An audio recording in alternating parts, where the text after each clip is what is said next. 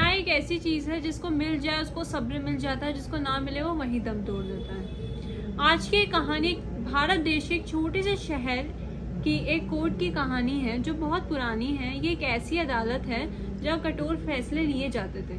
जो यहाँ डिसीजन लिए गए हैं उससे लोगों को बहुत ज़्यादा सफ़र करना पड़ता था।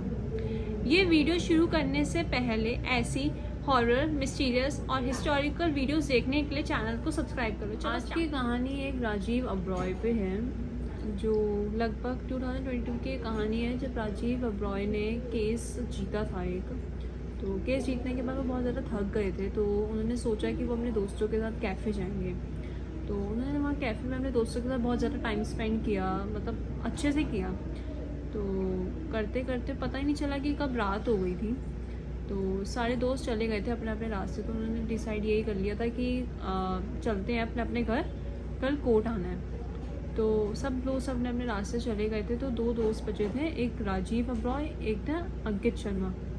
तो वो दोनों दोस्त थे। तो लेफ्ट दो साइड की रोड थी, एक लेफ़्ट और एक राइट। तो अंकित शर्मा जो थे वो लेफ़्ट की साइड चल रहे थे, जो राजीव ओबरॉय थे वो लेफ़्ट की साइड जा रहे थे। तो उनके दोस्त ने कहा कि तुम क्यों लेफ़्ट की साइड जा रहे हो। तो राजीव ओबरॉय ने कहा कि मुझे वॉशरूम जाना है। तो उन्होंने कहा कि तू वॉशरूम कोर्ट में क्यों जा रहा है, तू यहीं आसपास कर ले कहीं। तो उन्होंने कहा वैसे पता ही है कि वो जो लॉयर है बहुत अच्छा एजुकेटेड है, तो वो ये सब नहीं करेंगे। तो उन्होंने कहा कि नहीं, मैं कोर्ट में जाके वॉशरूम जाऊँगा, यूज़ करूँगा। तो उनके दोस्त ने कहा ठीक है, तुम चले जाओ, मैं तुम्हारा भारी वेट करूँगा। तो ठीक है। तो ओबरॉय ने, जो राजीव ओबरॉय हैं, वो कोर्ट में एंटर कर जाते हैं। तो वहाँ वो देखते बहुत ज़्यादा अंधेरा हो रहा होता है, क्योंकि कोर्ट में जितना सुबह उजाला होता है उतना ही रात को अंधेरा होता है। तो जब वो कॉरिडोर में चल रहे थे राजीव ओबरॉय, तो उनको ना अपने पीछे से पायल की आवाज़ सुनाई देती है। बहुत तेज़ नहीं होती, धीरे ही होती है, उनको वो सुनाई देती है। तो जब वो पीछे मुड़ के देखते हैं तो वहाँ कोई नहीं होता। उनको लगा कि मेरा वहम है, कि ऐसा कुछ नहीं है। वो बहुत बहुत चैलेंजिंग पर्सन होते हैं। वो इन चीज़ों को ना वो नहीं लेते, सीरियस नहीं लेते, वो इन चीज़ों को बहुत इग्नोर कर देते हैं। बहुत चैलेंजिंग पर्सन है, उनकी पर्सनैलिटी ऐसी थी। तो वो अपना और आगे चलते हैं, वॉशरूम जाने के लिए आगे चलते हैं। तो उनको फिर से आवाज़ सुनाई देती है। तो इस बार आवाज़ बहुत तेज़ थी पायल की, और इस बार उनको आवाज़ बहुत अपने पास से आ रही थी। तो वो बहुत ज़्यादा डर जाते हैं और वो तेज़ तेज़ चलने लगते हैं। तेज़ तेज़ चलने के बाद उनको पता ही नहीं चलता कि कब वो भागने लग जाते हैं। जब वो और आगे चलते जाते हैं तो उनको सामने अपने एक लेडी दिखाई देती है। तो वो उससे देख के बहुत डर जाते हैं और एकदम से गिर जाते हैं और वो वहीं बेहोश हो जाते हैं। तो ना बहुत देर हो जाती है। उनके जो बाहर दोस्त होते हैं अंकित शर्मा, वो बहुत वेट कर रहे होते हैं। वो सोचते हैं अभी तक आए नहीं है। तो वो सोचता है कि मैं भी अंदर जाके एक बार देखता हूँ कि वो क्यों रुक गया, अंदर चेक करते हो कि कुछ हो तो नहीं गया। तो वो जैसे ही अंदर वो भी एंटर करते हैं। तो जब वो उस कॉरिडोर में एंटर करते हैं ना, तो वो वहाँ देखते हैं कि एक सामने एक इंसान लेटा हुआ है। तो वो देख लेते हैं और पहचान लेते हैं कि मेरा दोस्त है। उसको उसके कपड़ों से वो पहचान लेते हैं। बट वो एक और चीज़ वहाँ सडनली नोटिस करते हैं कि वहाँ एक लेडी भी है, और वो लेडी को डिस्क्राइब करते हैं कि उस लेडी ने कोई कपड़े नहीं पहने होते और उसके लंबे लंबे बाल होते हैं। उस लड़की ने कुछ नहीं पहना होता अपनी बॉडी पे, और उसके लंबे लंबे बिखरे बिखरे बाल होते हैं। तो वो एकदम से डर जाते हैं कि वो कौन है, और वो और आगे चलते हैं। तो और वो एक चीज़ और नोटिस करते हैं कि उस लेडी का सर भी नहीं था, ना बिखरे बिखरे बाल थे, बट उस बॉडी ने कोई कपड़े नहीं पहन रखे थे। तो वो अपने दोस्त को होता है फटाफट उठाते हैं और कहते हैं फटाफट चलो यहाँ से। और जब वो लेडी उनके दोस्त को देख लेती है तो वो फटाफट वहाँ से भाग जाती है। और जो उनकी पायल की आवाज़ होती है बहुत तेज़ आ रही होती है, क्योंकि वो भाग रही होती है। तो वो उनका दोस्त उनको राजीव ओबरॉय को फटाफट लेके बाहर चलता है कि तुम बाहर चलो। तो जैसे वो दोनों बाहर आते हैं तो वो बताता है राजीव ओबरॉय अपने दोस्त को बताते हैं कि जब मैं अंदर गया तो मुझे ऐसे पायल की आवाज़ आ रही थी, और जब वो सामने मेरी लेडी खड़ी थी जिसने कुछ नहीं पहन रखा था अपनी बॉडी पे, और मैं उसको देख के एकदम शॉक होके गिर गया टकरा कर। और वो लेडी मेरे पास आ रही थी और मेरे पास बैठ के एकदम से जोर जोर से रोने लगी। और उस लेडी का सर नहीं था, उसका सर, और पता नहीं वो बहुत जोर से रो रही थी, और उसका जो सर था वो साइड में पड़ा था, और वो जो थी वो बहुत ज़ोर ज़ोर से रो रही थी। तो वो जो बच के उससे पीछे हो रहे थे पर जैसे ही उस लेडी ने उनको देखा, राजीव रॉय को देखा कि वो पीछे हो रहे हैं, वो एकदम से उसके ऊपर आके बैठ गई और क्या करा वो पता नहीं, बट वो एकदम से बेहोश हो गए थे। और वैसे उनका दोस्त आके उन्हें फिर फटाफट ले गया।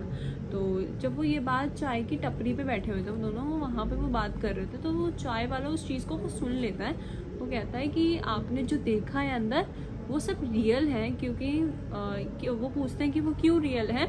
तो वो बताते हैं कि कुछ साल पहले यहाँ पे एक लेडी आई थी जो अपनी एप्लीकेशन लेकर आई थी कोर्ट में कि उनका नाम था नीति नाम था उनका।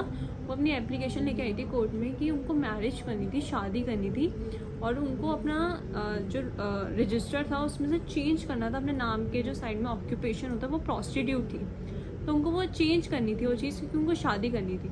तो कोर्ट ने उनको रिजेक्ट कर दिया था कि नहीं, हम चेंज वो नहीं करेंगे क्योंकि तुम प्रोस्टिट्यूट ही रहोगी, हम वो चेंज नहीं करेंगे। तो देन शी फील सैड, तो वो चली गई वो बाहर।